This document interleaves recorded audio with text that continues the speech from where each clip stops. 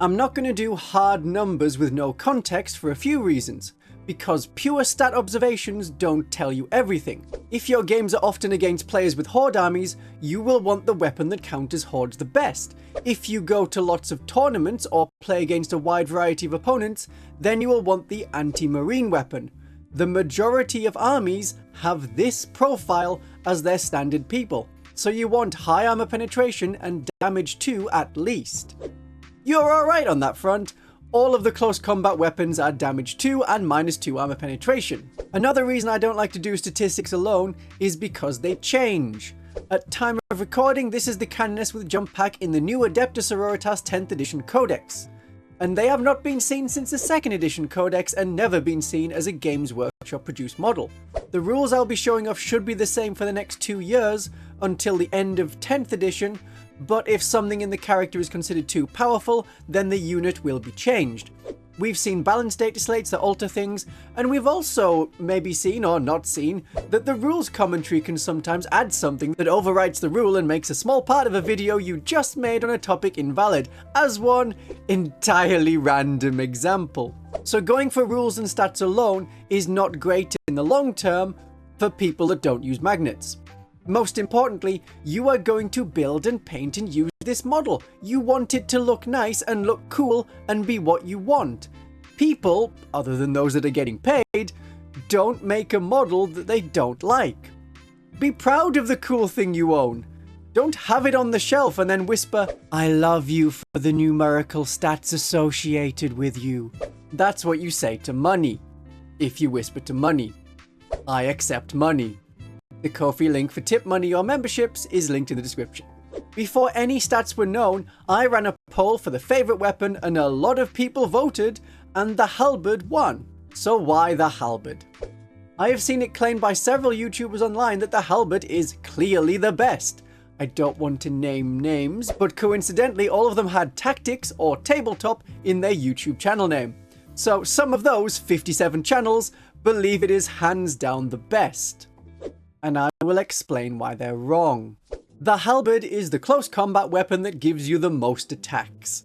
It has a really good strength at strength 5, so you'll be wounding orc hordes on a 4+, and against space marines, that really commonly occurring profile, you will be wounding them on a 3+. And when I say space marines, I of course mean traitor space marines. Well, ones that we've had to go in and sanction. Those space marines. So if you look just at those stat lines, yeah, the halberd is the best. But it's very limited thinking. We're not considering stratagems. We're not considering the units that the character can join. And now that we have the Codex, you need to also think of detachments. So much like my CV, which doesn't mention spending more than a year as an animated vampire, the halberd looks good on paper. There is a better option once you consider detachments and units that you can join. There are more units you can join than you would think. More than these two. So is the Eviscerator better? Why would you want the Eviscerator? It's really cool! It's a weapon on the Canoness that we could have in the past, but not in the more recent editions.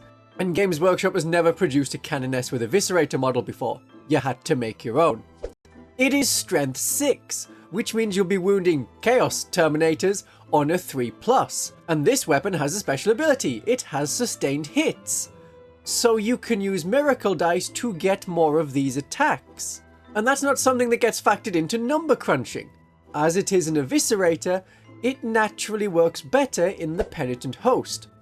There is an enhancement that allows one of your characters, as long as they're a Canoness, Palatine or Preacher, to join Repentia.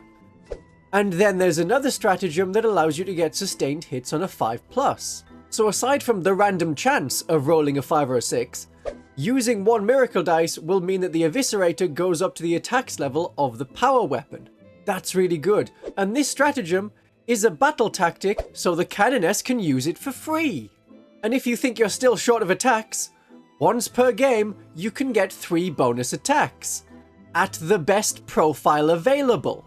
And you're not going to spend that many turns in close combat. 1, 2 turns? So don't worry about how it looks on initial viewing. The Eviscerator is really good. Or you can have the power weapon. This comes in either sword or maul form as you prefer for the aesthetics. It also always comes with a neat hand flamer. And your Canoness with jump pack can join Seraphim. This is especially good in the Bringers of Flame detachment, where those hand flamers are going to be strength 5 all of the time.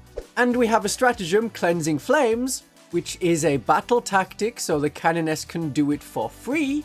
Now that unit of 10 Seraphim plus the Canoness is firing 2, 4, 6, 8, 9 hand flamers at strength 5 with devastating wounds. That's averaging 5 or 6 wounds that are going through invulnerable saves.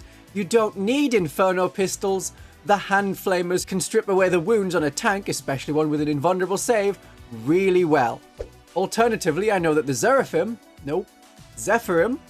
because they decided to give up on perfectly good Latin and switch to Greek for some reason, the Seraphim is a really good choice for the Flying Canoness, and the Seraphim have improved compared to their index version. The special rule of the Seraphim allows them to get lethal hits or sustained hits on power weapons in the unit. So a Canoness with a halberd will not get this unit bonus.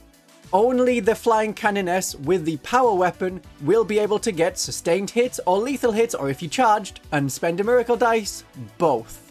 This may change to get an errata to say only Seraphim models, not all models in the unit, but on Codex launch, the Canoness can get lethal hits or sustained hits on a power weapon, so that gives it the ability of the Eviscerator. And through the banner of the Zephyrim, you get to re-roll your charges. So a great tactic is to come from Deep Strike and try and charge right away. You have about a 50% chance of succeeding in that charge roll.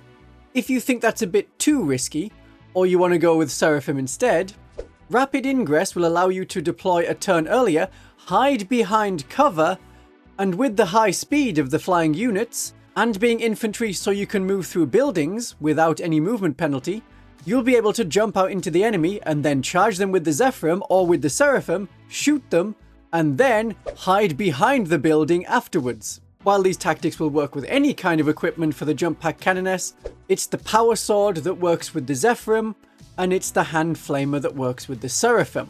So don't forget, it isn't just the power weapon. You get a gun! Shooting things is a good choice. And you can shoot things even if you fail your charge, and you can shoot things even if you're with Seraphim who don't really want to charge. The strength of it lets it down a bit, but it's still a really good profile, and it synergizes with the Seraphim and Zephyrim that you can join. That's why I like the power weapon, and I will be taking a power weapon on my own jump pack Canoness. If you didn't get this model in the Army of Faith box, you will be able to buy it alone in a few months' time. But there's another way. Have a great day of 40k.